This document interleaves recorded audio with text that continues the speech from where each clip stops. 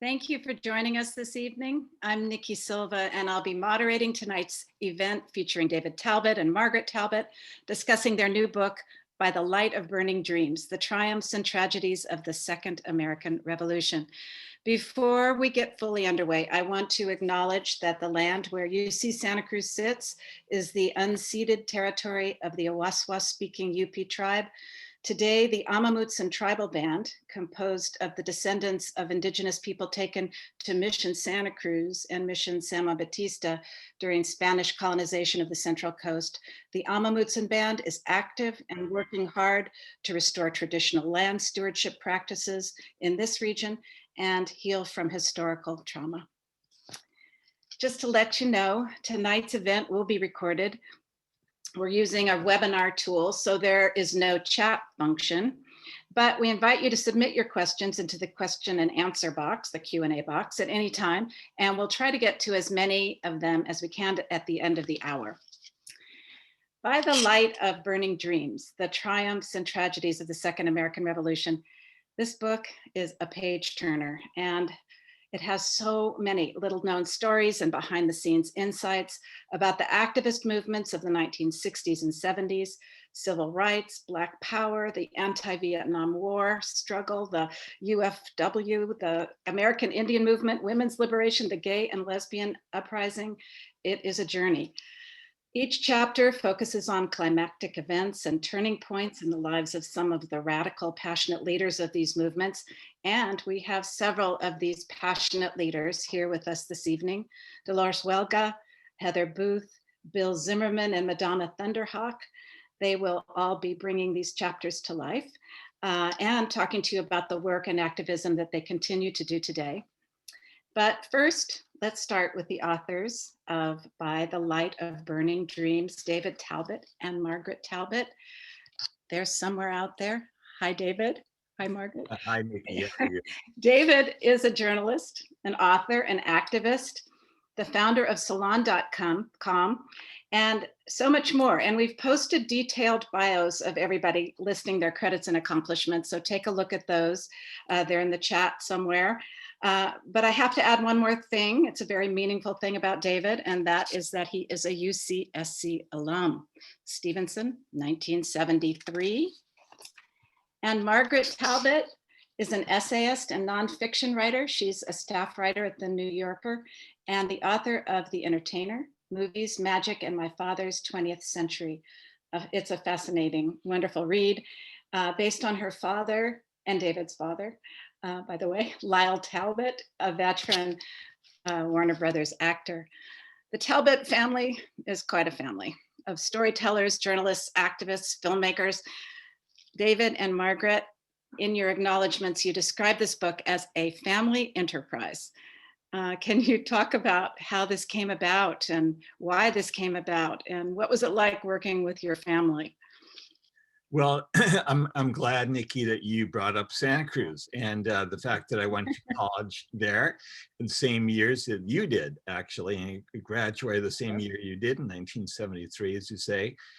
Santa Cruz was transformative for me. And in some ways, the book is completing the circle because my life as an activist became really fully, I think, blown during my days at Santa Cruz. We lived in communes. We started the first women's health clinic. We worked with the farm workers in Salinas and Watsonville. Didn't know Dolores personally, but always, of course, looked up to her and respected her. We did prison work at Soledad. We did radical theater. And of course, we were involved in the Vietnam anti-war movement as well. So Santa Cruz was much more mobilized than people realized in the late 60s, early 70s. And I definitely felt that the world we were creating was going to be the world of the future. We did succeed. I'm saying now broadly, the movements of the 1960s and 70s, the Second American Revolution, as Margaret and I put it, we did succeed in ways beyond our dreams in some ways, culturally, socially, and even politically in some cases. But it has to be acknowledged, obviously, we fell short. We didn't take power in Washington. And in fact, many people in the New Left in those years, and we write about this in the Tom Hayden chapter and Jane Fonda, were against electoral politics, and it felt that it was selling out to run for office. I know the United Farm Workers and Bill Zimmerman and Dolores Huerta, who will be coming with online shortly, felt differently. And they did back campaigns, progressive campaigns, and were involved in electoral politics. I interviewed Dolores, I don't know if she remembers this, not only for our book, but also about Bobby Kennedy and his run for president in 1968. And I think the United Farm Workers were key in delivering California for Bobby in that tragic primary. Of course, he was assassinated later that night. Dolores was there at the Ambassador Hotel in Los Angeles. So not everyone, but some people did scorn electoral politics. That's one of the lessons I think we need to learn from the past. People think differently about electoral politics today, I think, fortunately.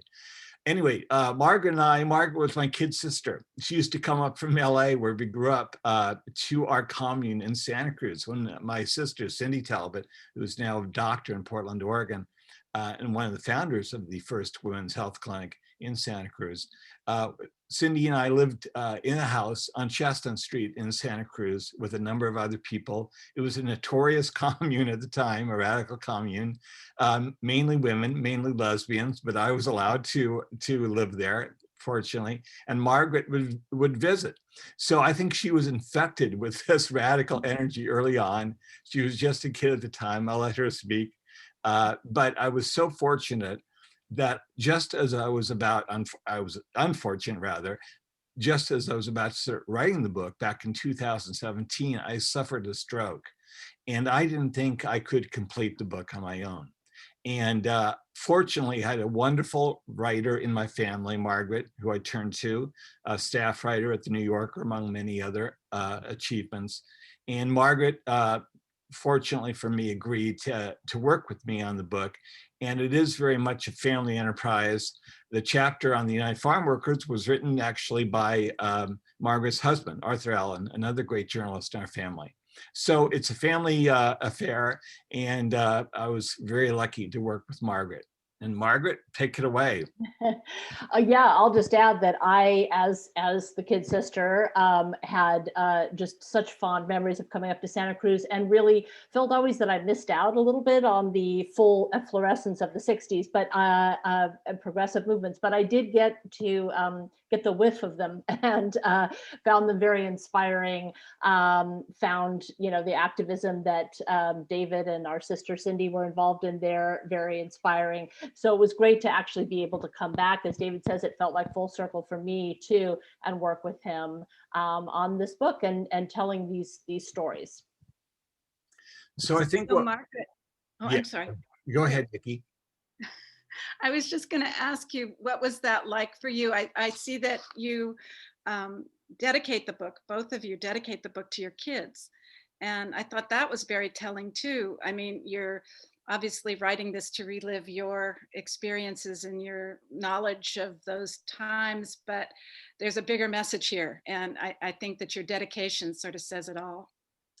Yeah, I mean, our kids, we have 4 between us.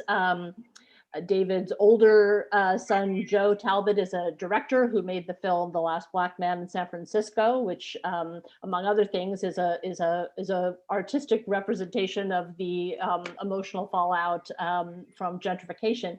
But our other kids are also involved in various ways as young activists.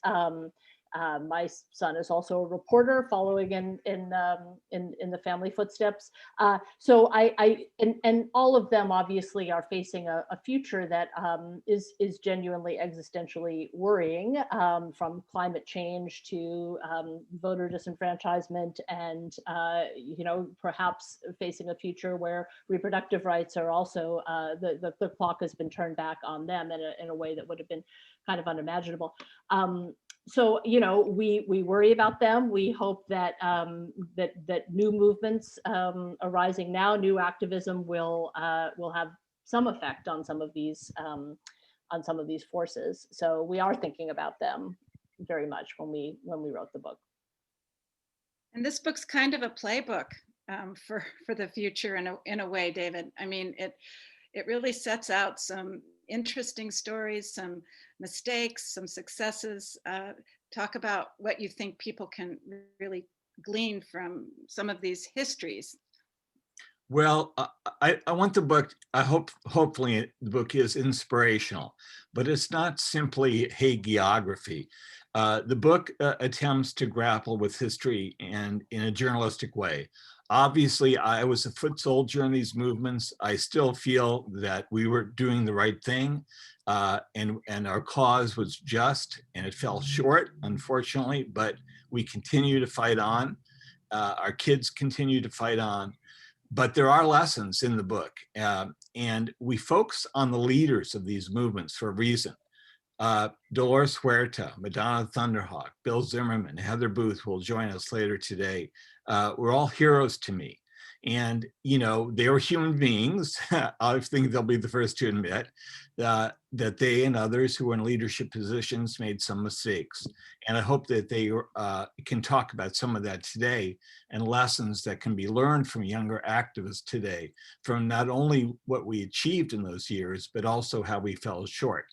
I interviewed Bobby Seale from the Black Panthers, the co-founder of the Black Panther Party. I interviewed Dennis Banks before he died, one of the founders of the American Indian movement, who with Madonna and Russell Means and others took a very brave stand at Wounded Knee on the Pine Ridge Reservation in 1973. They were surrounded by hundreds of federal marshals, FBI, goon squad, which was the sort of militia that was mobilized by the local corrupt president of the chairman of the reservation. They sustained some 500,000 rounds of ammunition fired at them, men, women, and children who occupied this hallowed ground and Wounded Knee in 1973. And for 71 days, they took a stand against the Nixon administration, against this repression, violent repression. And I interviewed Dennis and Lenny Foster, who was a young Navajo at the time, very brave on the front lines at Wounded Knee, who helped smuggle Dennis Banks out at night so they couldn't kill him. They were frankly afraid that he would be killed as he was arrested on the final day of the siege. So amazing courage, a kind of crazy courage that these people had. Dolores talked to me, I know, about how Cesar Chavez, and she used to have to change houses at night, and how her house was invaded one night because of assassination threats. The leaders we had in the 1960s and 70s were under constant threat of arrest, of violence, of assassination, and of course, many were killed. Fred Hampton in his bed at night, the 21-year-old charismatic Black Panther leader in Chicago, Heather Booth knew, Bill Zimmerman knew, he was murdered in his sleep by a death squad from the Chicago Police Department backed by the FBI. So these were the kind of risks people took to stand up and demand rights and justice, and to try to end the war in Vietnam. So again, you know, people made mistakes. Bobby Seale talked to me at great length about the mistakes he made, Huey Newton made. Huey Newton, co-founder of the Black Panther Party, of course, tragically descended into drugs and gangsterism. He was put in solitary when he was in prison. The Huey Newton who went into prison was not the same Huey Newton who came out of prison. So that's the kind of things they did to people. They put them in solitary, they subjected them to all sorts of torture, and so on. And so we have to learn not that leaders are not important. They are important. They're vital. And I think their vision and courage is very important to us even today, when there's a kind of anti-leadership ethic. But we need to do a much better job, I think, of protecting our leaders and of holding them accountable. So David, that story about your interview with Bobby Seale is so remarkable. And can you tell that story of how he acted out some of those early days of the Black Panthers and what happened on the streets? I was amazed. Well, the Black Panthers, of course, as the American Indian movement, originally rose up against repression, violent harassment from the police. And the Oakland police, particularly in those years, the 1960s, were notoriously racist and violent. and used to go down every Saturday night to West Oakland, which was the Harlem of the West, really, an entertainment district where African-American couples and families would often go. There were fine restaurants and nightclubs and so on. And they would be harassed coming out of these, places by the Oakland cops. And finally, the Black Panthers, Huey Newton and Bobby Seale, decided this was not going to go on any longer. They were going to put a stop to it. And so that night, some dozen Black Panthers, led by Bobby Seale and Huey Newton, went down to 7th Street in West Oakland, saw a policeman harassing a Black citizen, arresting him for probably bogus reasons, and they confronted him legally with guns. And they stood around him. This was the first time the Black Panthers had ever presented themselves this way. And of course, the cop got very upset, very angry. And Huey Newton, who'd gone to law school, was in law school at the time, proceeded to educate this cop about the law. Said, no, we have the right to stand here. We have the right to observe you if we stand a certain distance from you. I don't have to tell you if my gun's loaded. And when he jacked around into his shotgun, the cop knew it was loaded. It ended, fortunately, peacefully that night. The cop, raced away, and the Bobby Seale used it as a teaching moment, as Barack Obama would later say, and turned to the crowd that had formed around him and said, I'm Bobby Seale, I'm chairman of the Black Panther Party. This is my friend Huey Newton, Minister of Defense, and we're having a meeting tomorrow. Bobby wanted to pivot from this kind of dramatic use of guns as kind of an exhibition tool. And it began to mobilize and organize the people in Oakland. And later, of course, he ran for mayor in 1973, ran a very strong campaign. Unfortunately, he lost. Bobby Seale, I think his vision was the correct one for the Black Panther Party.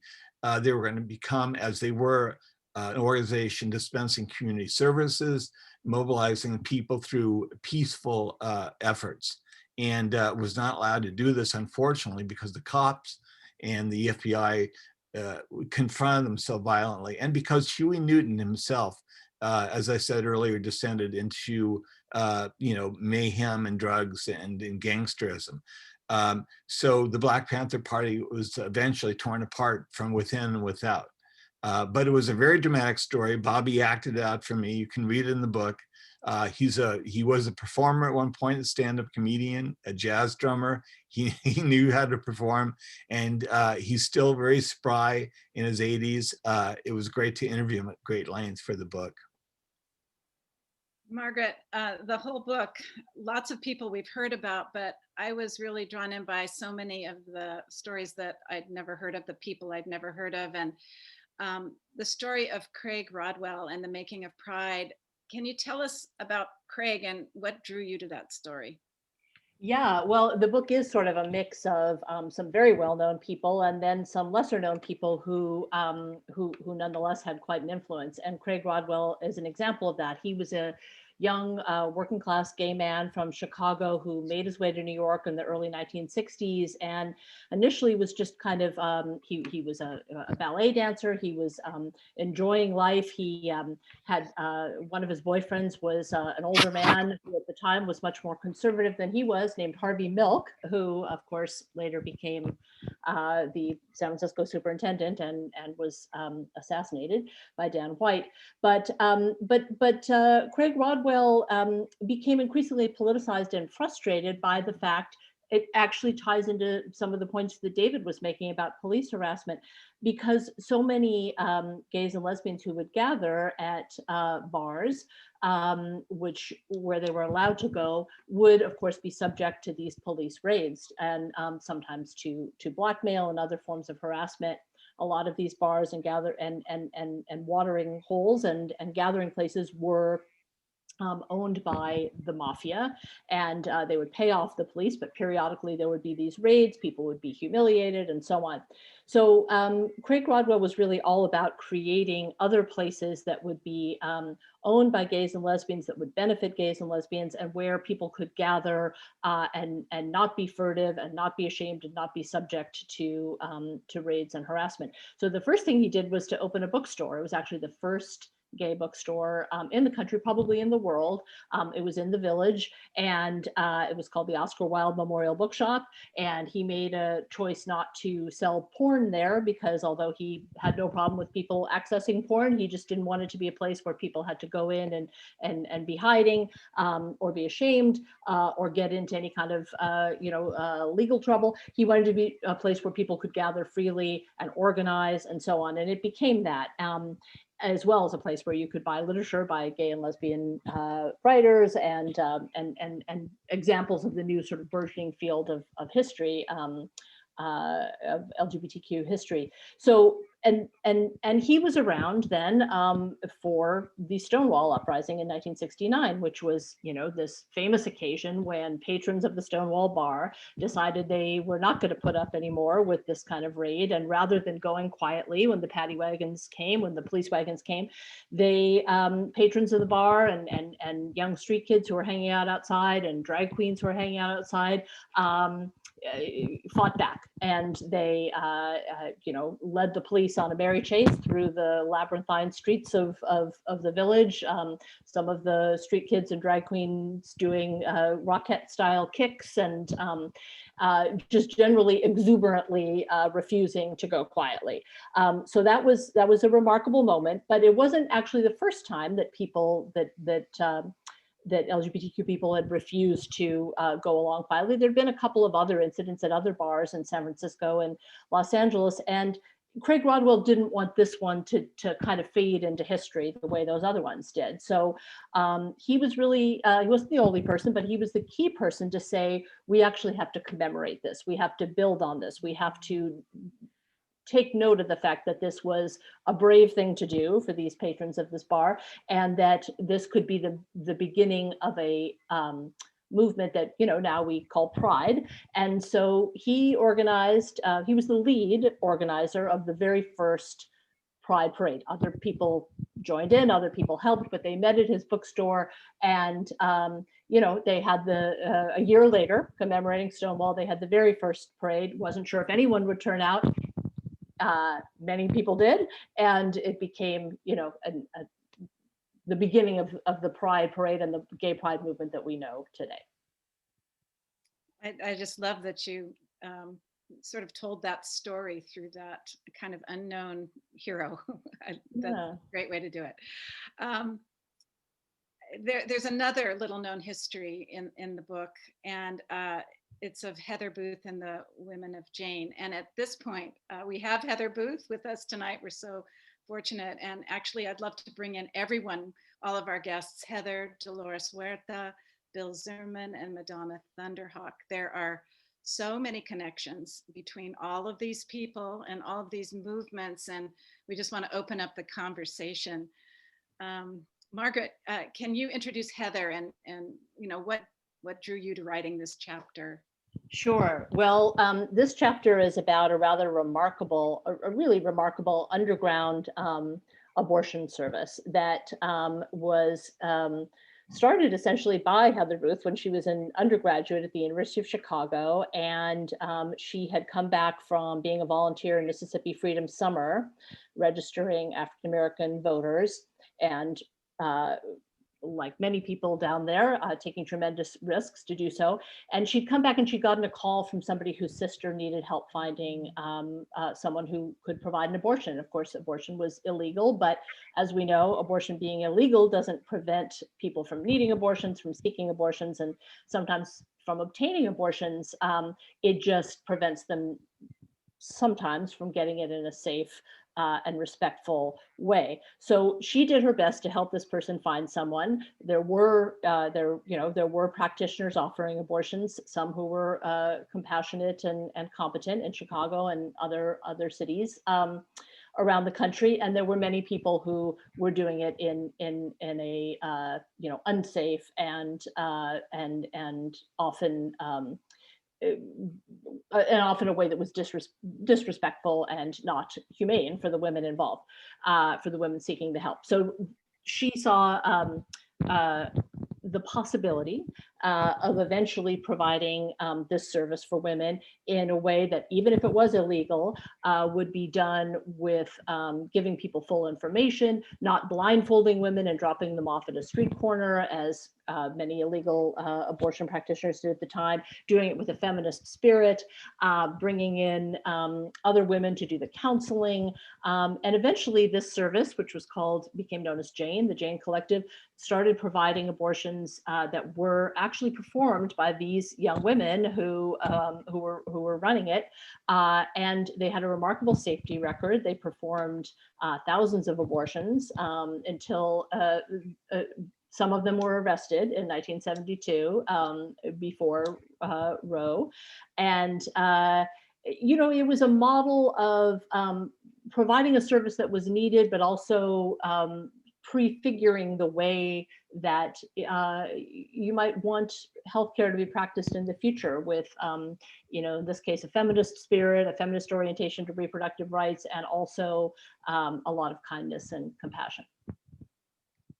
And Heather is here. Heather is here. And Heather went on to an incredible career as an organizer, is still an organizer and an activist. But that was, what she started off doing as a college student at the University of Chicago. Heather, I think you're muted. If you want to unmute. Unmute Heather. Unmute. I'm not able to unmute. There she is. There you are. Yeah, one more time. You did for a moment. I'm not, Okay. I can't unmute. No, there you are. Well, there we are. Is it on now? Yeah. Okay, Yes. it's centrally controlled, but So, I really want to thank both UC Santa Cruz for hosting this, and Margaret. That story is so, I'm moved by it when you describe what life was like then and what we're facing now. And David, thanks to the both of you for writing this book. And one of the wonderful things about learning about this history, the history that we know, and remembering new things about it, and learning new things about a history we didn't know, is so that we can learn the lessons to make history now. And the big lessons that I learned from that period is that if you want to make history, you need to organize.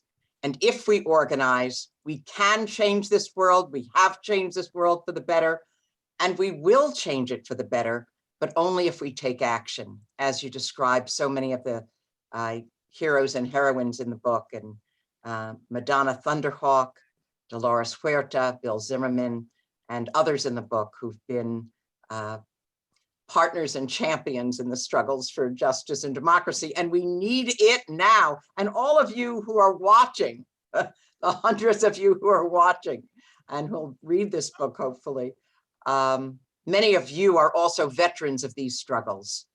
And so I thank you also for organizing and changing the world. So Heather, can you put Jane in context with your other activist movements? I mean, you started in high school, kind of getting involved with these things, and then the Mississippi Summer. Can you just sort of, what emboldened you? How did you move into Jane so young in your life? Well, I early went into the civil rights movement. And by 1960, I was working in support of the sit-ins that were happening in the South when African Americans weren't allowed to sit at the lunch counters at Woolworth's.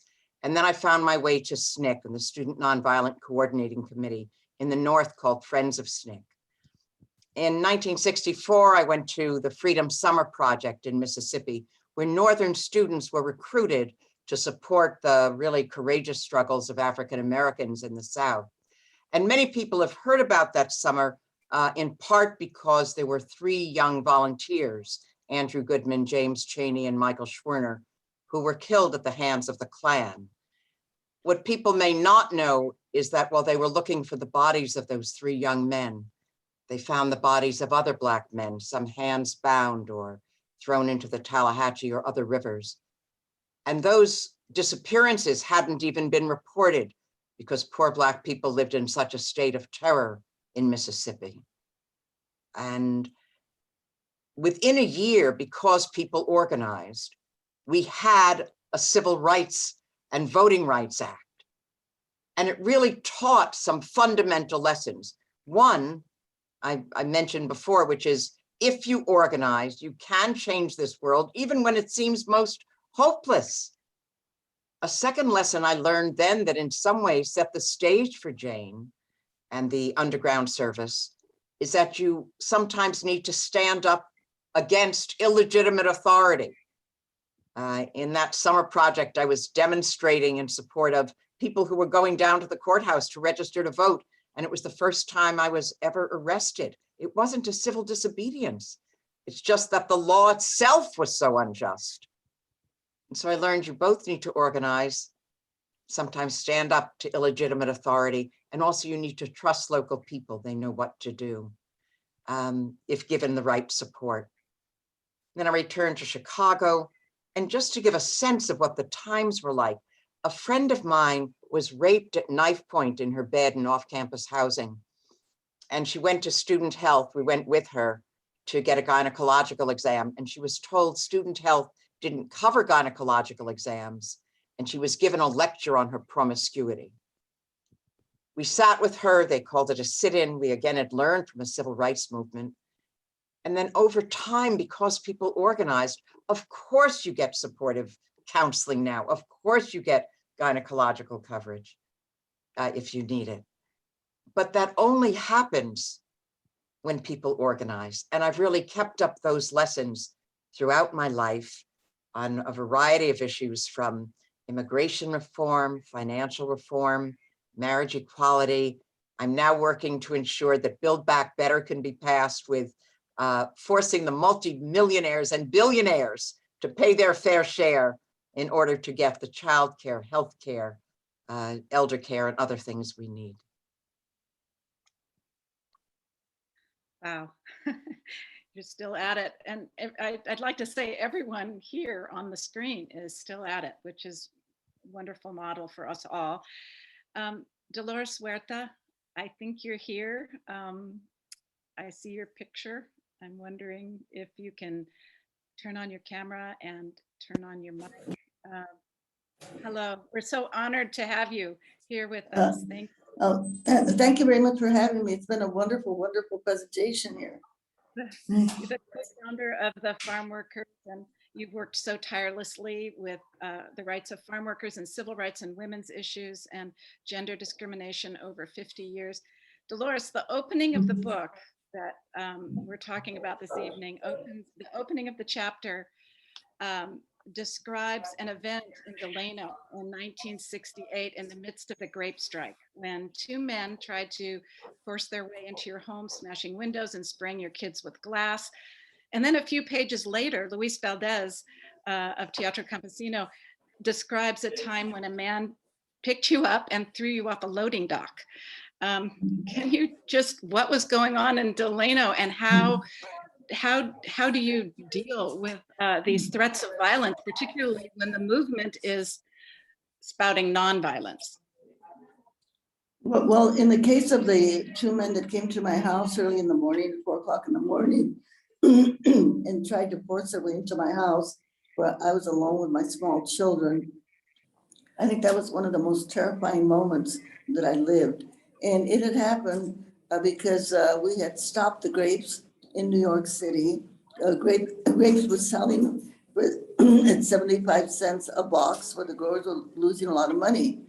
And I found out later that the two men who had come to my house and smashing my windows and trying to force their way into my house were actually working for one of the big growers, the Jamar Corporation. They did the same thing to a young woman who actually was a migrant worker from Texas. And she had stood up for the union, and they did the exact same thing to her. They went to her home in the middle of the night, smashed the windows and terrorized. They actually tried to force themselves into my house. I was very fortunate that I was able to keep them out of my house by locking the doors and barricading the doors. But it was a very scary moment for me because I was alone with my small children. And I had to put my one son out through the window in the bathroom. And he didn't come back for a long time. And I thought, oh my God, they have my son. But he said that they were circling the house and he had to hide under a bush so they couldn't see him. He was only 8 years old at the time. And it was a very scary moment for both of us. And then when I went to report this to the police, they would not even take a statement. I went to the district attorney's office in Bakersfield, and they wouldn't take a statement. So they were completely supportive of the employers who were doing this kind of terrorism against us. But this was what happened to me was not that bad, because we had 5 people killed in the farm worker movement. 5 people whose names people don't even know. The first one was a young Jewish girl from Boston. Her name is Nan Friedman, and she was killed in the sugar in the sugarcane strike in Florida, where we had a lot of Jamaican, Haitian, Puerto Rican, and Mexican workers, and she was run down by a truck. Our second martyr was a young Arab named Naji Daifala, who was killed by a deputy sheriff there in Kern County from Bakersfield, California. And our third martyr was met with a hail of 80 bullets as he walked in to try to talk to some strike breakers. The employer had armed them with guns and told them to shoot at the strikers. Then we had another one of our strikers who was killed on the picket line. A labor contractor came by and shot him in the heart. And another one of our young, and this last martyr, Rene Lopez, it wasn't even a strike. He had organized to get the workers to vote for the union. And when they voted for the union and the union won, the employer was so furious that he actually brought up a goon from Los Angeles and they killed Rene Lopez. They said, Rene, we want to talk to you. He went up to the car window. They pulled out a gun and shot him in the temple. I mean, and he left a young widow and a young baby. So, and there were many farm workers who were beaten up. And of course, as you may know, if you've seen the documentary Dolores by Peter Pratt, I was also beaten up by the police in San Francisco. And that was a very brutal beating that put me out of commission for a few months because in addition to breaking my ribs, the officer hit me so hard that it pulverized my spleen. They never found it. It was just in pieces. So, and of course, so those are some of the risks that we had to take. But as Mr. Talbot said earlier, everything that we did was worth it. We did lay a lot of groundwork. And like he said, we know that our journey to social and economic justice is not finished. You might say that many of us were very blessed and fortunate to have been involved in the 60s, and we sort of laid the groundwork. Oftentimes, many young people will say to me, gee, I wish I would have been around in the 60s. And you know what I tell them? Hey, we're back with steroids, okay? Because what's happening now in the 90s, and now that the young people have all of these wonderful devices like the internet and Facebook and Twitter and Instagram, and they can get all the information, everything is transparent, they can mobilize. And there's some digital organizing that's also going on. I really do see that we can finish and reach our goals, but we know that now we have to shift our focus. Where before we were focusing a lot on civil rights, now we have to focus on economic rights, okay? So because this world that we're living in, when you have the 10% of the billionaires and the wealthy corporations that own 90% of the wealth, we know that we can't have the things that we're talking about. Heather mentioned she's working on Build Back Better, so that we can have universal at least 2 years of free college, and the universal daycare, expanding our healthcare system, but it's not going to happen. And as Mr. Talbot said, I guess Cesar and myself and the farm workers movement, we always knew the importance of registering people to vote, of supporting progressive candidates like Bobby Kennedy. And this came because we actually came out of another organization, the Community Service Organization, that Mr. Fred Ross Sr., he's the one that organized both Cesar and myself. And the first thing we did in CSO is go out there and register people to vote. We went door by door registering people to vote. And we were able to pass a lot of major laws. Even before we started the United Farm Workers, we passed a law to change the voter registration procedures in California. I lobbied the bill through Sacramento so that you did not have to find a deputy registrar to register people. If you were a citizen, then you could register anybody to vote, okay? You didn't have to find a deputy. And this is the kind of a process for voting that they have in Texas, still today, 50 years later. This is so to keep people from registering to vote. And then we passed a disability insurance for farm workers, passed a law that if you were a green card, or if you had your legal residency, that you could get public assistance, aid to the aged, aid to the blind, aid to the disabled, and later aid to needy children. And this is all legislation that we passed even before we started the United Farm Workers. And I think that's the one thing that we have to really impress among the young people, unless it's put into a law, unless we have legislation that where people that can be implemented, where people can be held accountable, and where laws can be enforced. You know what? It doesn't change. It doesn't change. We have to put it into a law. And I think that's what our focus has got to be. And just tell all these young people out there, we know, I think we're in a moment of awakening right now after George Floyd was murdered. People are paying attention, but we know that we've got to do a lot more. And we got to focus on just getting economic justice. So, because that goes, I think, along with getting rid of the racism that we have in our society. And we really got to focus on our educational system because we've got to start teaching little boys and little girls because they are not racist. They're not born racist, okay? They're not born homophobic. They're not born sexist. They learn that from their parents or from the culture that they grow up in. And so we've got to focus on education and start turning this country around and because we are at the tipping point of fascism with all of the mass incarcerations that we have of Black and brown people and poor white people. We have the prison industrial complex. We've got to work on, it's stopping the global warming. So we have some really heavy duty challenges. I think in some ways, when we think of global warming, this is something, we know that the environmental movement started also in the 70s, okay? But now we know that all of us have to join in the environmental movement and the police justice movement, and we have to continue to work. We can't take a breather, okay? We've got to keep working really, really hard. Right on, Dolores. That's great. Thank you. That is. Hey, Nick, can we bring in Madonna now? Let's bring in Madonna. And it is this sort of collaborative moment that we're in where everyone can kind of bring to the table their expertise and what they've experienced to try and move us forward. Madonna, welcome and thank you so much for being here. I understand that you were out this morning with a sign in the snow. Tell us what that was about. We got a great photograph of you. I think it said, "Our sisters are not for sale." What were you up to this morning? Well, there's families. Well, first of all, greetings to everyone, and I'm very honored to be on this program. So thank you for including me. Well, it's part of what goes on, here at home on our reservation.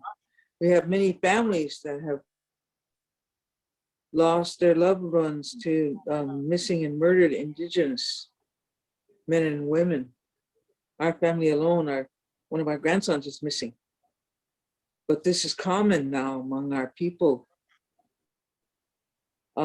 So yeah, they had a gathering for missing and murdered people. And so of course we showed up and we had our banners, those types of things, just to show support because we know what's going on. And it's an ongoing thing. So of course we have to be, like the Lord said, we have to be organized. And as elders, we know our responsibility and we know our place, and that's to support what the younger people are doing because we had that when we were young. And with our people, we're small in number. We don't have economic power or political power, but we have indigenous power, and we're land-based in this country. So our struggle is not, it's just ongoing. There's not one issue that has priority over another. because they're all basically the same. And we don't really, in our world, we don't really have to fight for new laws. We have to just try to hold the federal government accountable to the existing laws that we have as nation to nation with our people. That's what we've had to struggle with over the years. The laws are there. This government just refuses to enforce them or use, they use them. So you name it, the land, the water, we have to constantly fight states with their Department of Social Services still taking our children. I mean, the struggles are the same. And with our young people, we are ancestor strong and we're elder strong. So we know that they stand and they know that we have their back. So with the things that I've worked with on right here at home, it starts at home, organizing at home and keeping your community and your extended family strong. And like I said, as elders, we have a place and the struggle goes on. And fortunately for locally here and for our women's groups, we have our documentary,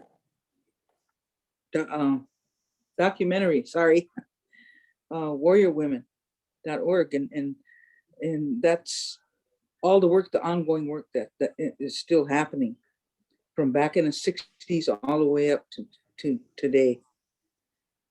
And we're still fighting for the land and protection of the land. We're still fighting oil pipelines. That hasn't ended.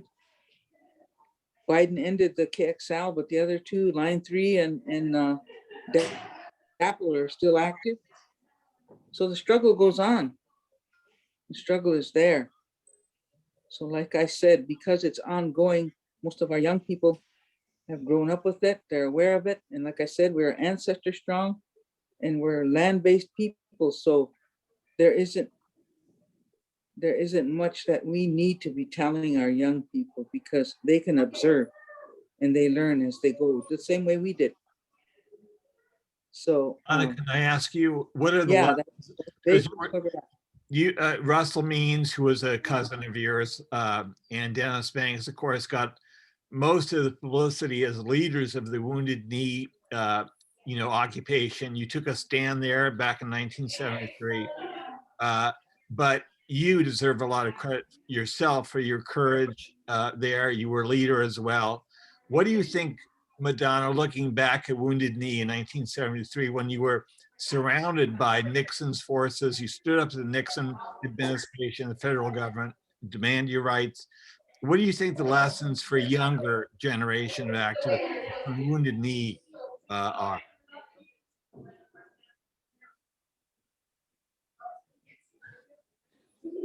Well, again, I think that, it's our history. It's our modern day history of resistance.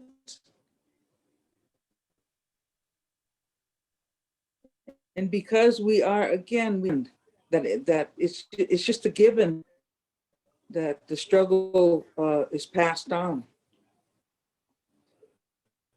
And that the younger people know and understand, and they get that information handed down from their own families or extended families.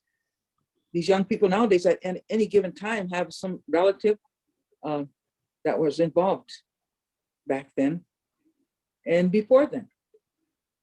So yeah, it's important that our history is like Dolores said, nowadays they have all this modern social media and all this technology at their fingertips, compared to what we had to do back in the day, So it's a lot, I think, easier, and it's a lot more of a help for organizing. So I think that with this instant information going around, the organizing is a lot, I think, a lot stronger, and it doesn't take that much time to get the word out, so to speak.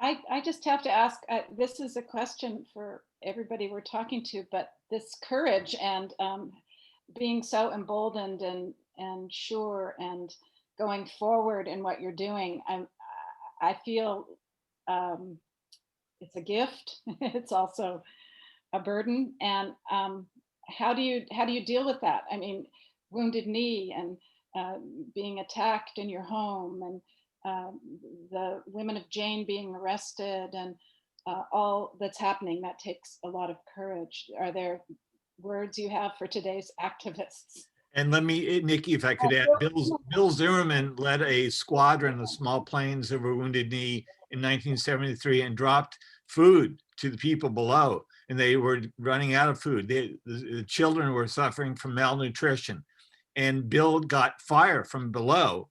And in fact, his tail of his airplane was sheared off when they dropped one of the heavy bags of food, and he had to land the airplane under very difficult circumstances. So Bill Zimmerman is another, I think, brave hero in all this history. Exactly. I mean, this courage, I'd just like for someone to speak to that.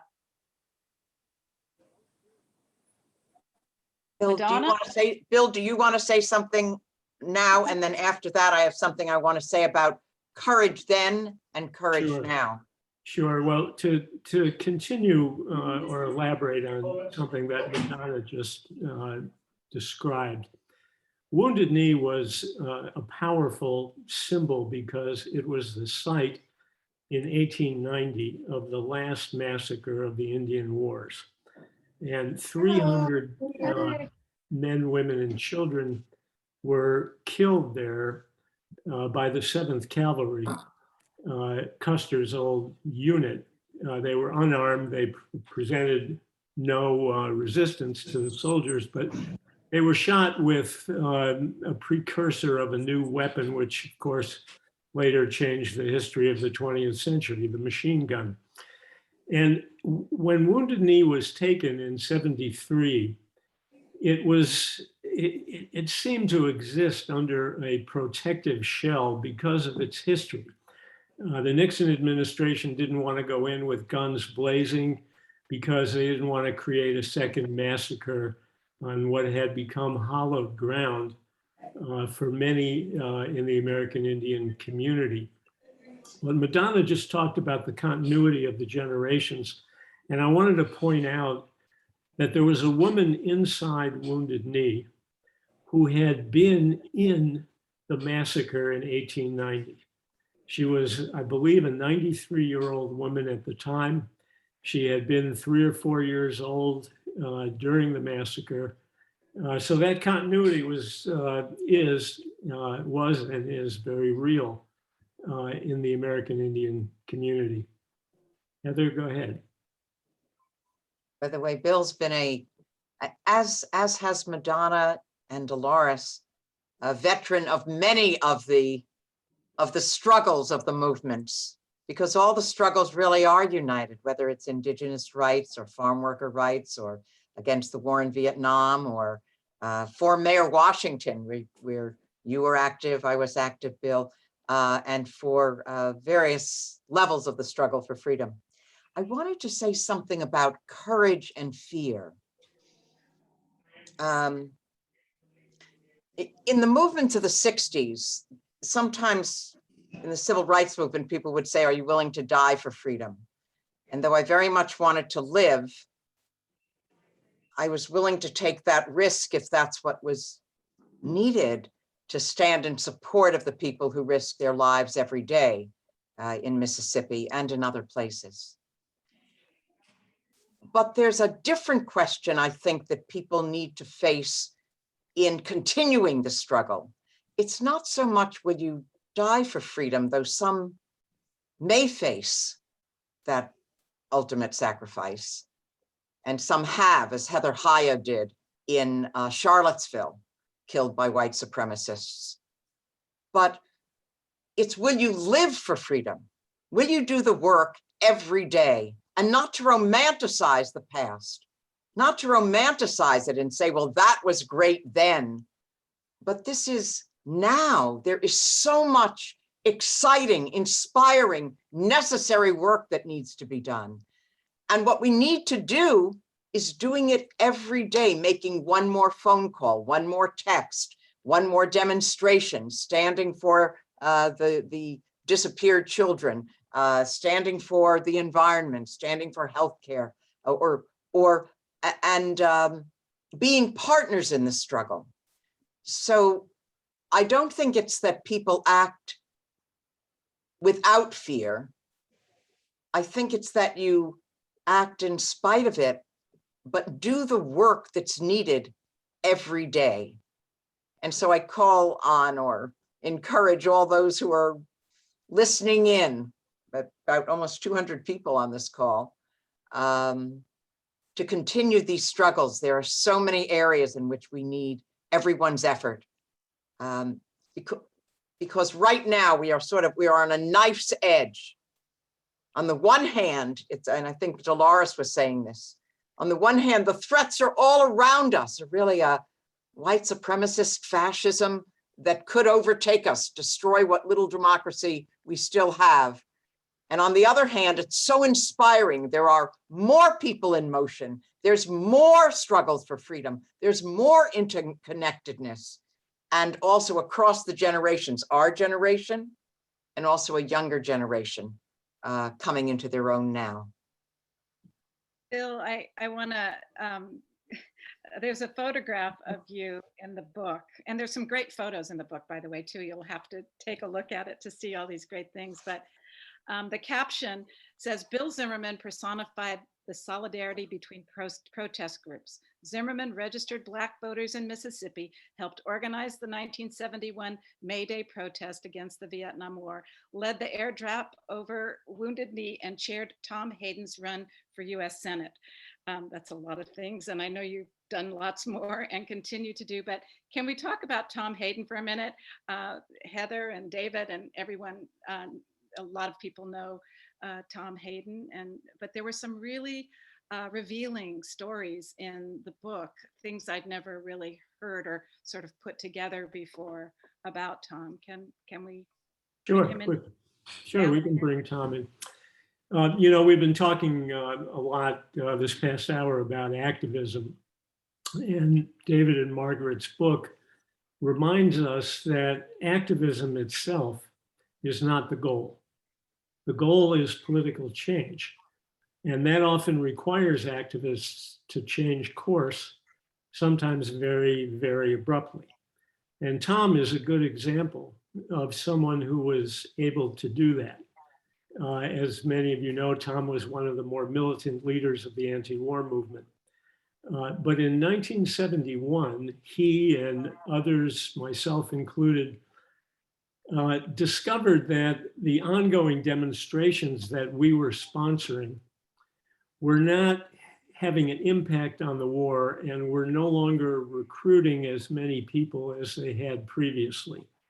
And that occurred at the same time that public opinion polls showed for the first time that a majority of Americans were opposed to the war. This was in 1971, 1972, when the war was already 7 or 8 years old. So Tom made a very abrupt change in his activities and argued that we needed to focus our work not on the militants who had been part of the anti-war movement up to that point, but on the moderate people who were answering yes to pollsters' questions about their opposition to the war, but were not participating and had not been given a meaningful role other than participating in demonstrations in which they were asked to risk injury or arrest, something that most of those people were unwilling to do. So a number of organizations were started in 1972 to meet that need, to speak to that majority of Americans who had turned against the war. Tom started the Indochina Peace Campaign. I started Medical Aid for Indochina. There were other organizations pursuing the same goal. And by the end of 1972, the accumulated political pressure had led to a withdrawal of US military forces from Vietnam. But the South Vietnamese puppet regime continued the war against the North with funding from the United States. So once again, Tom made an abrupt change and argued that the entire anti-war movement needed to focus on one thing: lobbying Congress to cut off the funding for South Vietnam, because 90% of their military budget was being paid for by Americans. I joined him in that effort and was part of the Indochina Peace Campaign. We lobbied for 2 years. I had to take 3 or 4 months off when I was involved with the airlift to Wounded Knee. But after the 2 years of organizing grassroots lobbying around the country, we succeeded in cutting off sufficient funds for to provoke the collapse of the South Vietnamese army and government. The war ended in April '75. And then Tom made yet another very abrupt change in tactics. He decided to run for public office, and a very high public office, in fact, the United States Senate. He asked me to manage the campaign. I did that. Those events are described in great detail in David and Margaret's book. But at the end of that campaign, something interesting happened to me. Cesar Chavez had been one of the few leading public officials who had endorsed Tom's candidacy. And he and I got acquainted during that period. And when Tom's campaign ended, we got a lot of votes, not enough to win, but a lot more than anybody thought. When his campaign ended, Cesar asked me to create television spots for a campaign the farm workers were doing, a state ballot initiative to create farm workers' rights. And I had learned to make TV spots managing Tom's campaign. So I agreed to do that. And Cesar's campaign, like Tom's, ended in defeat, even though a large number of votes were gathered. And at the end of that process, I made an abrupt change in what I was doing, because I realized that the left had to get into electoral politics. As David pointed out earlier, many people on the left, including me, including Tom, back in the 60s, were very critical of electoral politics and thought involving ourselves in that arena would amount to something of a sellout. But we realized how wrong we were, before we did Tom's campaign and after. So I decided if the left was going to get into electoral politics and needed to get into electoral politics, it was going to need people who knew how to manage campaigns and make political TV spots. And since I knew how to do that, I put myself out as a political consultant, which was quite an abrupt change compared to the kinds of things I did during the 60s. But that then led to all kinds of other successes.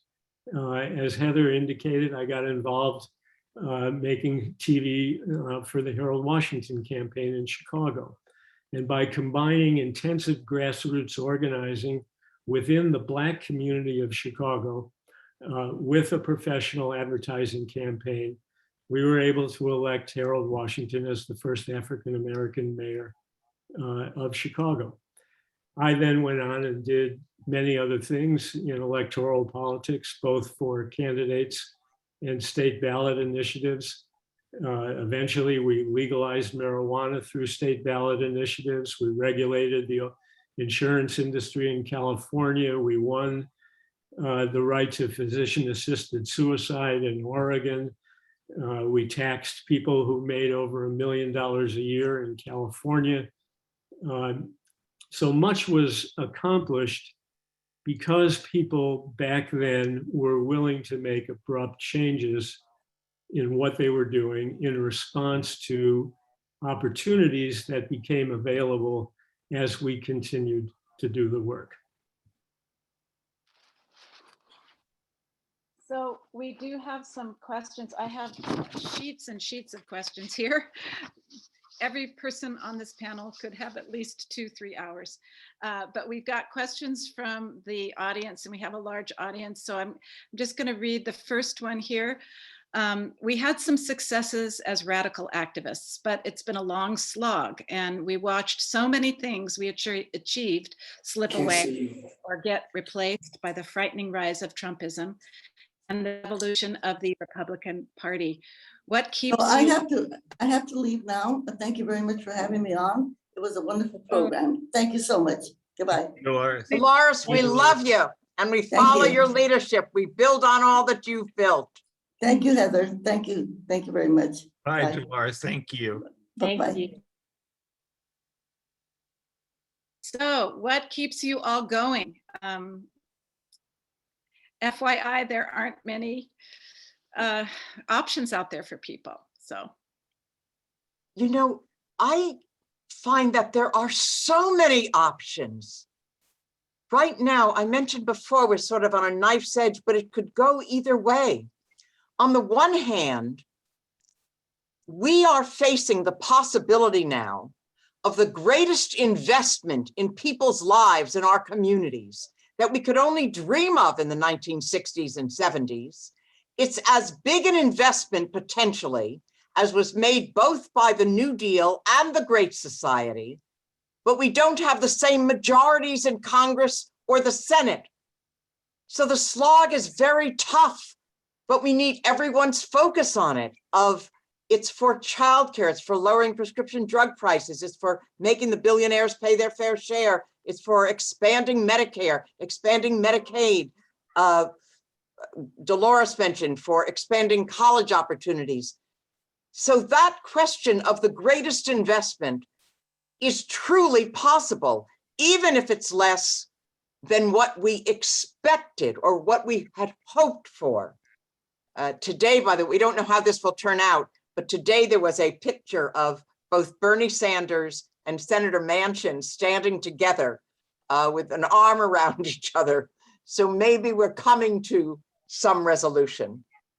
At the same time, and there's so many organizations, there are more than one could mention. Before it was just a handful, but now Indivisible, Swing Left, Move On, Black Lives Matter, Black BYP 100, Black Voters Matter, United We Dream, the Fight for 15, One Fair Wage. The list goes on and on.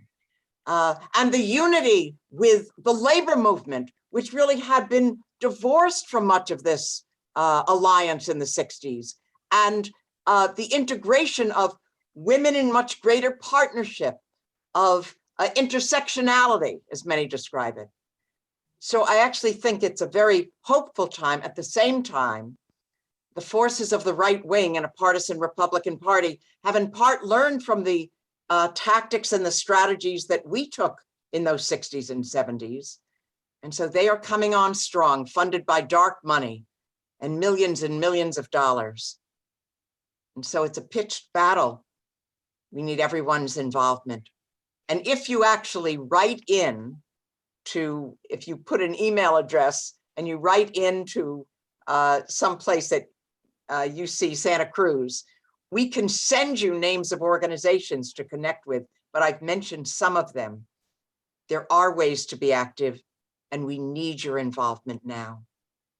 Madonna, I'm wondering for you, you've been at it like everyone here so long, and can you talk a little bit about the spirit at Standing Rock and some of the contemporary things that are going on now? What do you see and what gives you hope?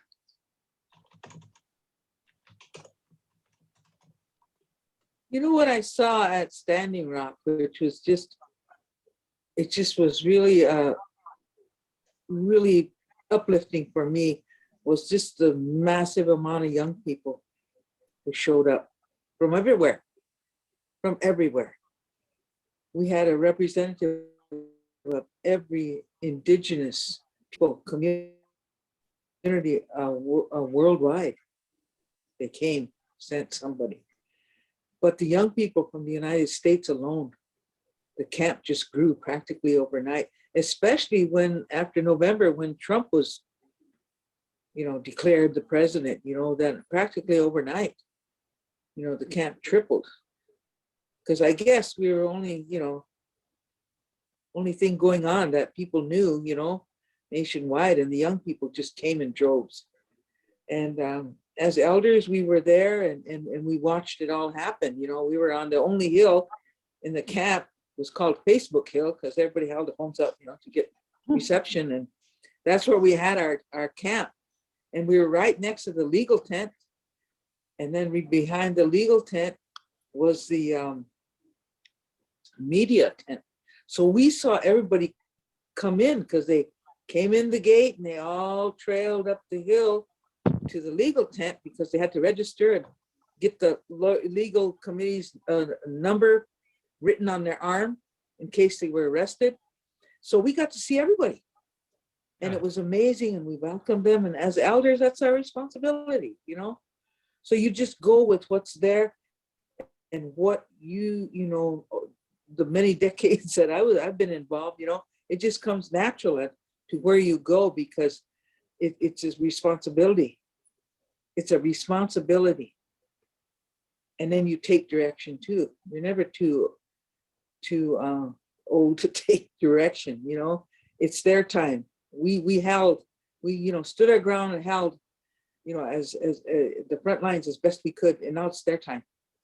And so we need to and we support. That's the main thing, I think.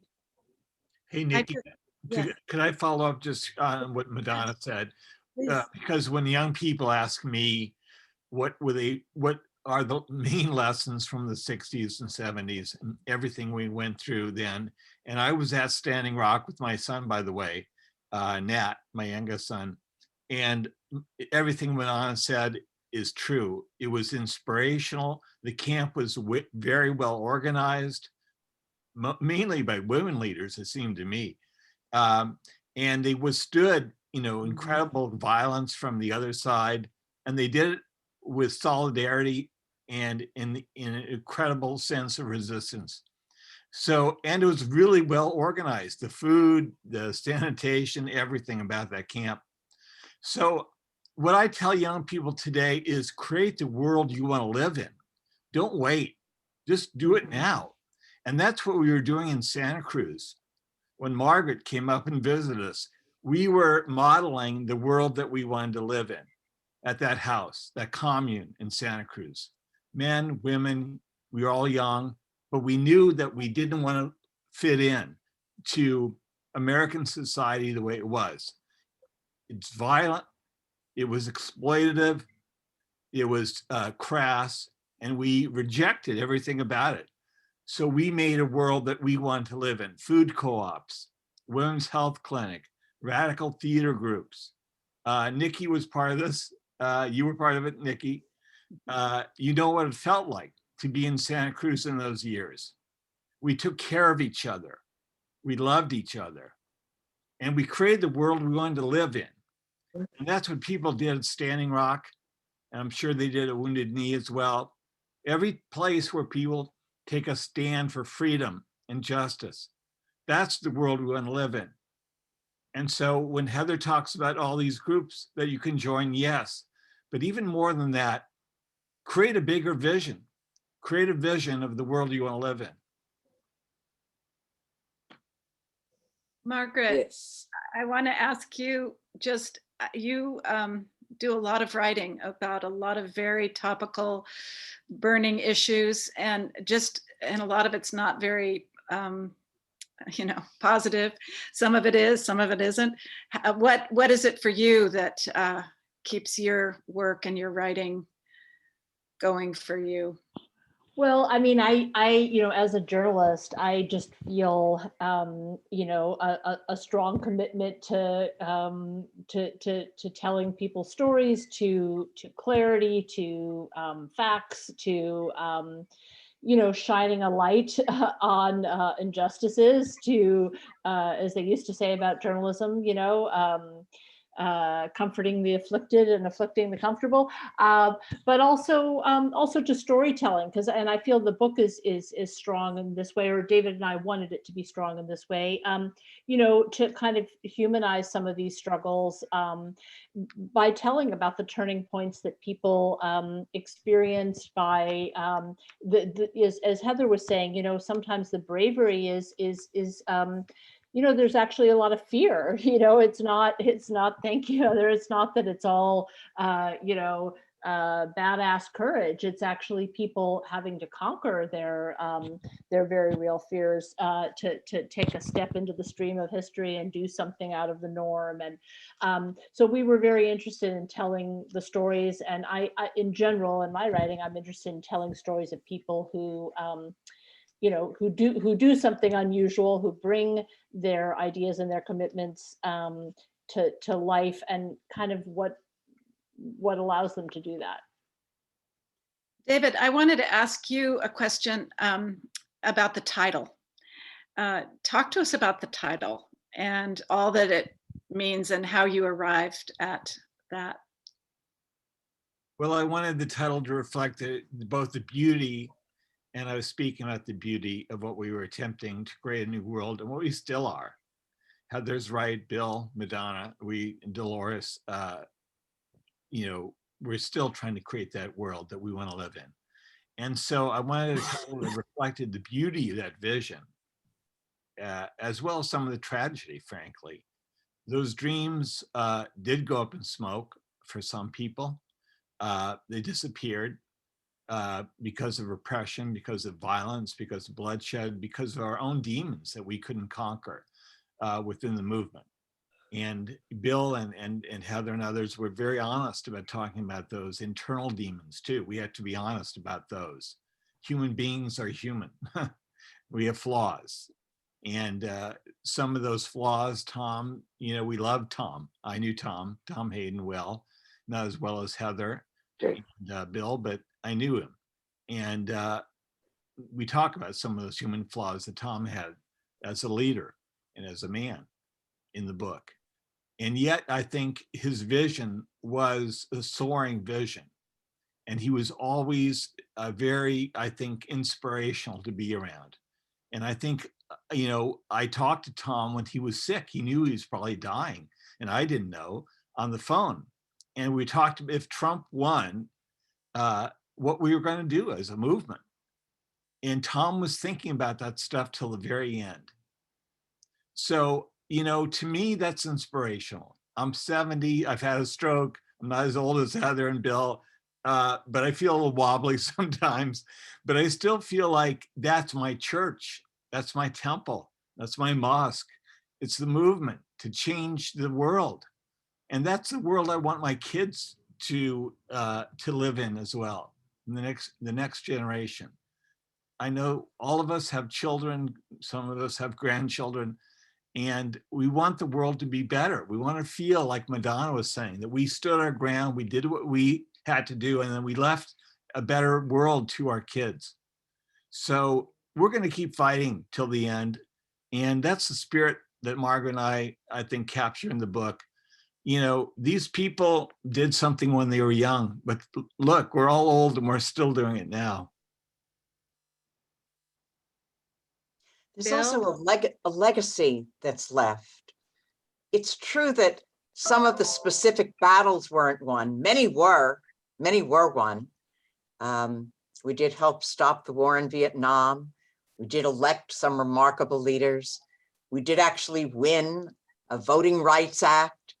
We did, at least for the time being, we have people have the right to determine when or whether to have a child, the most intimate decision that people can make. So there are many victories that we won, but there's also a legacy that's built on. I saw one of the questions was, what remains of the organizations of that period? One of the things that came out of those movements was an infrastructure of statewide multi-issue organizations. I was the co-director of something called Citizen Action, and it's part of an infrastructure that has led to a set of national organizations now, People's Action, mirrored in another group called Center for Popular Democracy, Faith in Action. It's an infrastructure around the country. The people who are active, just as we all have stayed active, there are millions of people who've kept up the values and the principles moving on to this time, and then applying those principles in these times. I'd also say one particular institution that's continued is in 1973, with a back pay suit that I won when I had been fired for organizing, I started a training center for organizers called Midwest Academy. And tomorrow, October 20th, we're having our Academy Awards, our annual celebration of the training center that's trained many thousands of people who continue this organizing.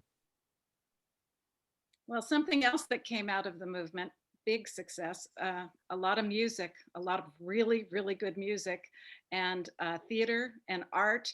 And that's something that all of the organizations and all of the movements have in common, is this sense of creativity and art, and how art really helps to communicate and bind and create solidarity. David, you wrote a chapter, I think, about John and Yoko. There's some pretty good music coming out of there, and activism. Yeah, I mean, John and Yoko were incredibly brave and courageous and active. And we write about the year of living dangerously, as we put it, when John and Yoko lived in Grandview Village in a very modest apartment. We're hanging out with the Black Panthers. We're hanging out with Jerry Rubin and Abby Hoffman. Kate Millett, the feminist Kate Millett, Kate sexual Millett, practices. exactly. So John went up to Harlem to perform at the Apollo Theater on behalf of the families of all the prisoners who've been massacred at Attica State by Nelson Rockefeller and his forces, the governor of New York. So John was a radical guy, and I wanted to claim that and make that clear. Tom Hayden, later wrote at Yoko Ono's invitation, wrote a piece about John and how radical his music was at the time. He was a child of working class Irish, working class Liverpool. And he never got over the fact that, there were those who have and those who have not. And even though he had a lot as a Beatle, he devoted his life after he was a Beatle to liberating people and working on behalf of Native Americans, African Americans, and against the war in Vietnam and so on. So he was a radical guy. Look, Marlon Brando and Sacheen Littlefeather, who I interviewed also, took a stand at the Academy Awards during Wounded Knee. And, Nixon, they felt that was about to unleash his forces at that point because the media lights had been turned off Wounded Knee. And they very much needed the media light turned back on Wounded Knee to protect themselves. And Marlon Brando, the actor, took a stand, refused the Academy Award that year, and had Sacheen Littlefeather go up on stage and read a speech on his behalf, on behalf of Native American rights and what Hollywood had done to Native Americans over the years and so on. And she spoke about Wounded Knee. So I do think the media is important. Again, along with leadership, it gets kind of put down sometimes as an empty spectacle and so on. And it does need to be held accountable. Of course, the celebrity culture can get out of control in this country and often does. But we do need our leaders, and we need our celebrity heroes sometimes to take a stand, people like Jane Fonda and John Lennon, both of whom are profiled in the book. Yes. There's another question. We've kind of gone over it, but I love the fact that a middle school civics teacher and history teacher and ELA teacher is writing in. This person asks, for young people, I'm a middle school civics, history, and ELA teacher who feel a little hopeless and angry at the government and America at this time. What do you think they can do to help? Are there any specific organizations they can join? What words of encouragement do you have for them? And I know we've talked a lot about that, but and we're going to be posting in the chat some resources. Heather was listing, and David and everyone's mentioned a few, so we'll do that. But any last words of encouragement for these teachers on the front line, these grandmothers who are out there fighting and trying to pass on these ideas to the next generation and grandfathers? Any last words? Anything we haven't touched on tonight? Well, I think one of the things we should mention is history moves very slowly. And when we were young, we wanted it to move fast. We wanted drama. We wanted instant accomplishments. We wanted tangible results.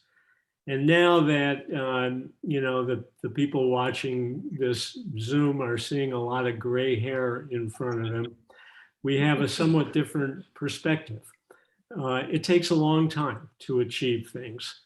And the dramatic change has to be seen over years and sometimes over decades. But as Heather has been saying, change has happened.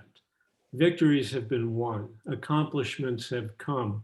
The country is a very different country than it was in the period of the 60s and 70s that David and Margaret wrote about. Yes, we've just been through the trauma of the Trump years. And in some ways, the country has changed for the worse. But in so many more ways, we have a better country now than we had before. And it's a better country because people stood up, took risks, and accomplished things. And I guess it's also important to point out that we had a lot of fun doing it, that we enjoyed ourselves being involved in a struggle for social and political justice, being involved in struggles to overcome the oppression of minority people. Those are the kinds of things that make you feel good, that at the end of the day, you feel like your life has some meaning, that it's about something important. And that's very motivating.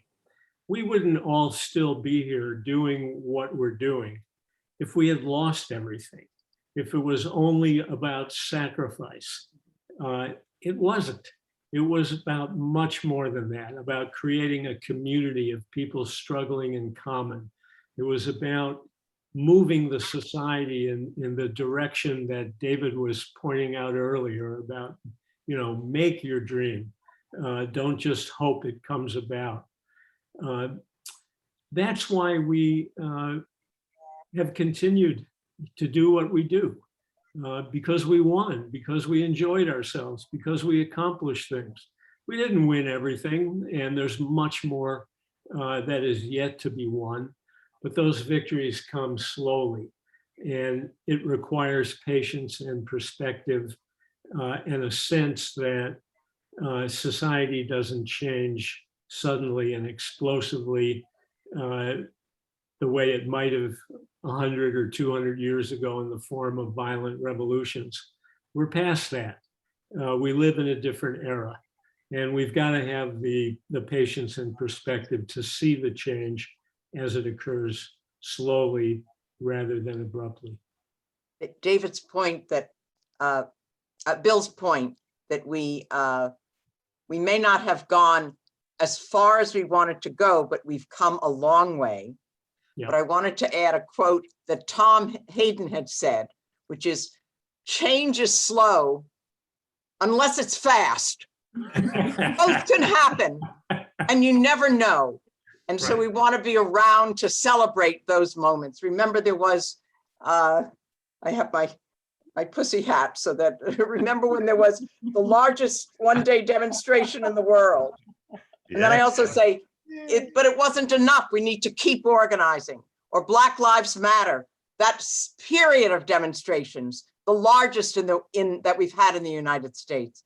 Yeah. And there is change that continues. For the woman who is the teacher, and my son is also a social studies public school teacher, in many ways, you are the front line of change, helping to develop another generation. But what you can be involved with, first of all, there's your union. The union of teachers, whether AFT or NEA or other associations, are making part of this change in alliance with other groups. And also there's Teaching for Change is one of the programs that provide curriculums for change. A woman named Deborah Mencart runs it. Anyway, wherever we are, we can help build that future and pass on the legacy. Margaret and David, thank you for writing and passing on this history. Santa Cruz, thank you for sharing it. Madonna, I'm inspired by what you've done and what you do. Bill, I've been so glad to be your partner. And all of you who are watching, Yes. the struggle thank you. continues. Thank you all so much for joining us tonight. And I just want to thank our co-sponsors, the Humanities Institute and the Institute for Social Transformation, and our team, our Nikki team at UCSC. That's Nicole Silva. That's another Nikki Silva, and yet another Nikki Torres. Thank you. It's a strong name. And of course, to our wonderful panel. Please read everybody's bios, watch their movies, and read their books. What a gift it's been to have such a group here tonight. Thank you all, and thank you. Thank you. Thank you. Good night. Yeah, thank you, everybody. Thank you.